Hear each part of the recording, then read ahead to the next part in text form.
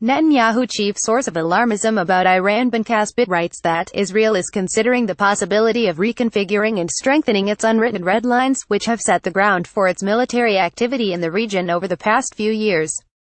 It is even investigating the possibility of launching a far-reaching preventive strike to interfere with future Iranian efforts to establish factories for the manufacture of precision rockets and missiles in Syria or Lebanon, as well as to prevent Iranian military bases from popping up there.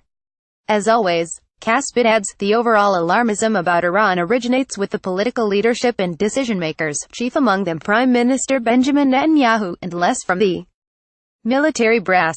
What disturbs Israel's military leaders most, according to Caspit, is the Iranian precision missile project, intended to provide Syrian President Bashar al-Assad and Hezbollah Secretary General Hassan Nasrallah with the capability to manufacture their own rockets and missiles, which could strike within dozens of meters of strategic targets. He continues, as one top Israeli minister told Al Monitor on condition of anonymity, for that, we would need to consider going to war. That should be a red line flashing brightly at us.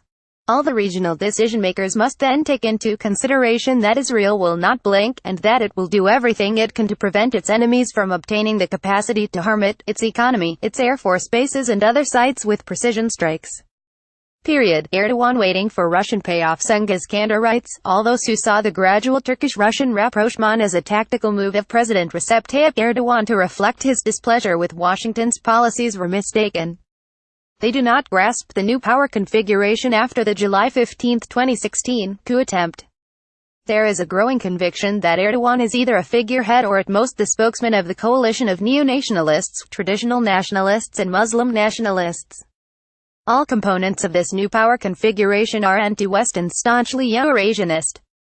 Eurasianism is a foreign policy school in Turkey is known for being pro-Russia, pro-Iran and ultimately pro-China against Turkey's formal and institutional bonds with the Western world, ranging from NATO to the European Union (EU), he adds. Therefore, it is probably a delusion to think of Erdogan's flirting with Russians as a tactical move and that he is trying to use this as leverage against Washington and the EU. Yet, while the Kurdish issue is the driving force of Ankara's foreign policy, Kandar writes, Russia has not provided much help on the issue. A day before the Sochi summit, Putin received Assad in Sochi with fanfare. This signals that Assad will be the legitimate authority of Syria and that this should be a part of any peace deal. Turkey's, namely, Erdogan's, Syria policy looks more than ever like it is being squeezed between the American hammer and the Russian anvil. The Kurdish issue is only one of the catalysts to indicate Turkey's weakened posture, particularly in Syria, the Middle East and the world. Russia turns to private armies in Syria. Metin Gurkin reports, Valery Gerasimov, chief of the Russian General Staff, attracted public attention when on November 23 he said Moscow plans to withdraw some of its troops from Syria by the end of the year, with armed clashes becoming less frequent and negotiations proceeding toward resolution of the civil war. To avoid potential security losses or retreats, however, Russia will outsource the work to private military companies PMCs with tactical warfare capabilities equivalent to modern militaries. Gurkin explains, the use of Turkic military contractors with Shiite backgrounds gives Moscow a strategic edge in Syria, because these contractors can more easily blend in with Syrian government forces. Their Shiite identity also provides a unifying factor in the fight against Salafi jihadism. Of note, Juma Namangani, a former Soviet paratrooper of Sunni Uzbek origin, had served in Afghanistan, and while there adopted Salafi jihadism, in 1998, Namangani founded the radical Islamic movement of Uzbekistan and declared jihad against the Uzbek government to establish Sharia there. His transformation has surely not been lost on the Russians. In short, Gurkin concludes, parallel to Moscow's withdrawal of some of its troops from Syria, it is highly likely to look for opportunities to deploy more PMCs. The weakness of Syrian security forces, combined with Russia's need to downsize its overtasked military in Syria, has left security gaps in the fragile country. Filling these gaps with PMCs is a plausibly deniable, economically feasible, politically viable, sustainable and flexible option for Moscow. In addition, unlike relying on local warlords, armed groups or criminal networks, as in Ukraine and Libya, in Syria using PMCs run by Russian ex-special operations personnel offers Moscow greater command control and combat effectiveness. Is al-Qaeda gaining ground in Sinai? It looks like affiliates of the Islamic State and al-Qaeda could go to war with each other in the Sinai Peninsula, an al-Monitor correspondent in Sinai reports, though at this point the battle would be lopsided.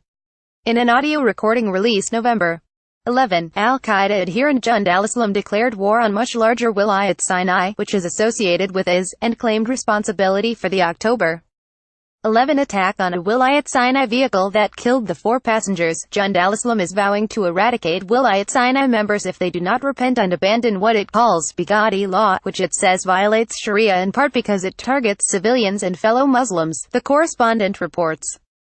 Though no group has come forward yet, the correspondent continues, Wilayat Sinai is a top suspect in the November 24 bombing and shooting attack on a Sinai mosque that killed more than 300 people and injured at least 100. Area villagers reported Wilayat Sinai had threatened them a week before the attack. A Jund al-Islam statement shows the group is trying to attract Sinai citizens who are sick of the daily violations, slaughter and torture committed by Wilayat Sinai.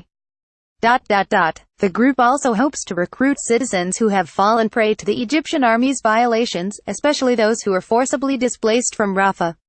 The statement said, the tyrants displaced the people of Rafah while the apostates erect checkpoints at every corner of Sinai. The correspondent adds, the group wants to attract Palestinian fighters and people who are hostile to Israel by saying, the Jews are bombing our residents without any deterrence. So far, developments in Sinai indicate that Jund al-Islam is still a weak group, but its latest statement may change the equation if it succeeds in its campaign to attract followers.